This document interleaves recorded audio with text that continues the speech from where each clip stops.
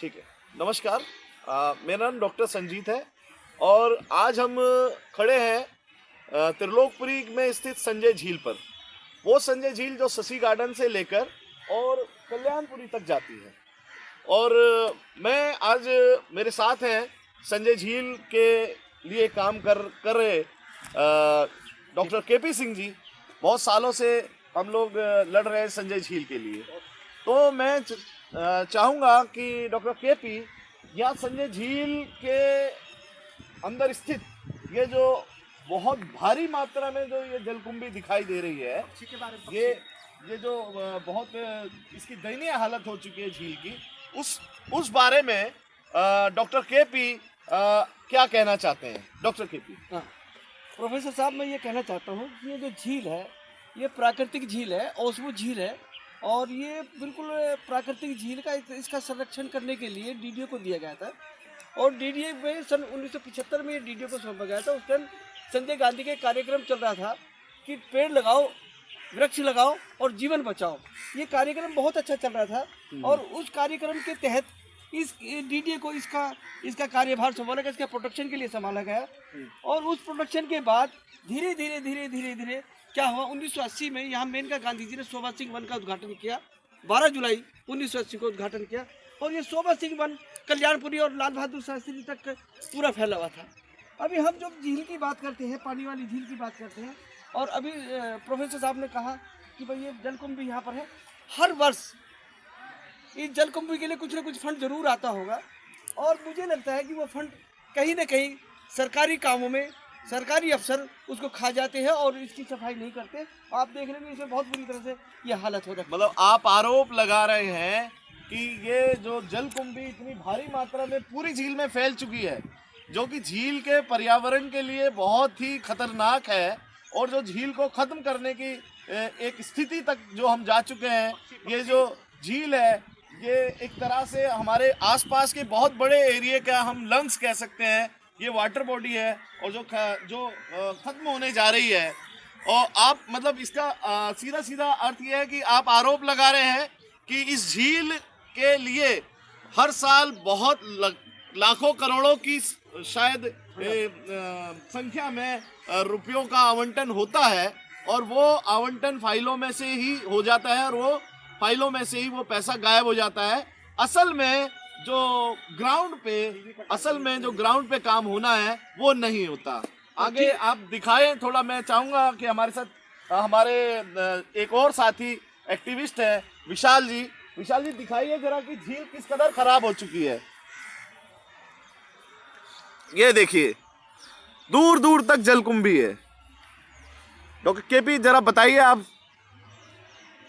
इसमें मैं ये कहना चाहता हूँ और डिप्टी डायरेक्टर और डायरेक्टर जो इस हॉर्टिकल्चर को जो संभाल रहे हैं उन्होंने अपना दायित्व को पूरा नहीं कर रहे। और इसमें एक बात बड़ी बात यह है कि उन्होंने अभी भी जस्ट इसको क्या किया है, इस झील को मछली पालन के लिए दे दिया गया है। और मछली पालन के जो लोग हैं जो मछली पालन करते हैं वो इसमें क्या करते हैं, झील में नाव छोड़ रखी है, उसमें पक्षियों को भी भगाते हैं। और जो हमारे एनआरआई पक्षी आते थे, जो विदेशों से पक्षी आते थे, यहाँ हजारों की संख्या में पक्षी आते थे, उन पक्षियों के साथ भी उन्होंने खिलवाड़ कर दिया गया है। उनको भगाते हैं वो, और उनमें कई बार उन्हें पॉइजनस हो सकता है, मुझे लगता है कि पॉइजनस कोई दवाई ना डाल दे, ये भी डर लगा रहता है क्योंकि ये व्यापार बना दिया। संजय झील व्यापार नहीं है। संजय झील जो है एक ये प्राकृतिक झील है, इसे व्यापार नहीं बनाना चाहिए। और न जाने मीडिया के जो अधिकारी वो इसमें क्या चाहते हैं, वो अपनी कमाई चाहते हैं, क्या करना चाहते हैं, ये समझ में बिल्कुल नहीं आता है। प्रोफेसर साहब, मैं ये कहूँगा इसमें कि ये जो अधिकारी लोग हैं वास्तव में इतने भ्रष्ट हैं कि इसमें ये नहीं है कि इसमें पूरी चेन है। इसमें जो है वाइस चेयरमैन से लेकर के, मुझे लगता है इसमें एलजी भी क्या करते हैं मुझे नहीं पता। माननीय एलजी जी क्या वो कुर्सी छोड़ करके कभी ये देखने नहीं चाहते, विजिट नहीं करना चाहते इतनी बड़ी झील का। और मुझे लगता है कि डायरेक्टर तो कभी यहाँ आया नहीं होगा, डायरेक्टर कभी यहाँ देखने भी नहीं आया कि ऐसा क्यों है। इसे व्यापार को तुरंत बंद कर देना चाहिए, ये मैं कहना चाहता हूँ। संजीव जी विशाल जी, मैं एक मिनट इधर दिखाइए। मैं डॉक्टर केपी ने बहुत ही गंभीर प्रश्न उठाया। मैं बिल्कुल डॉक्टर केपी की बात से सहमत हूँ। यहाँ पर मैं आपको बता दूं, ऑस्ट्रेलिया और साइबेरिया से हजारों की संख्या में, ये आज आप खाली झील देख रहे हैं, ये हजारों की संख्या में यहाँ पर साइबेरिया से और ऑस्ट्रेलिया से पक्षी हर साल इस मौसम में आया करते थे। लेकिन आप देखिए कि कितनी खतरनाक बात है कि इस एरिया का जो पारिस्थितिक जो संतुलन है वो गड़बड़ा दिया गया है। इसमें मुझे समझ में नहीं आता कि आखिर ऐसी क्या जरूरत आन पड़ी थी डीडीए को, ऐसी क्या पैसों की जरूरत थी जो कि कुछ चंद रुपयों की खातिर इस झील में मछली मारने का ठेका दिया गया। और इस झील में मछली मारने के ठेके देने के कारण वो हमारे जो विदेशों से जो पक्षी आते थे, साइबेरिया से आते थे, जो ऑस्ट्रेलिया से पक्षी आते थे, आज देखिए ये झील वीरान पड़ी हुई है। और इस झील को वीरान करने का सारा श्रेय मैं डीडीए को देना चाहूंगा कि उन्होंने चंद रुपयों की खातिर कि कितने मासूम पक्षियों को जो यहाँ आकर आश्रय लिया करते थे वो आश्रय छीन लिया।